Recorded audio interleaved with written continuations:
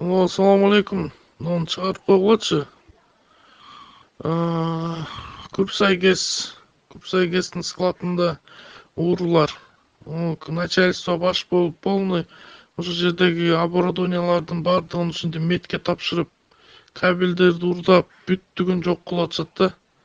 Ушуну бир чара көрүп койсун тийиштүү органдар. Ушуну чыгарып койгулачы суранычы.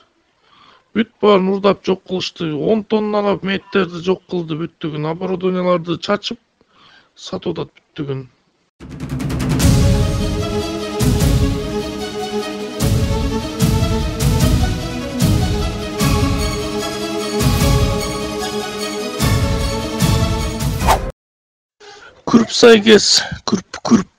Күрпсайгес бул таш көмүр менен Кара көлдүн ортосунда да. Кыргызстандагы экинчи ГЭС да. Токтогул ГЭСтен кийинки эле Күрпсайгес.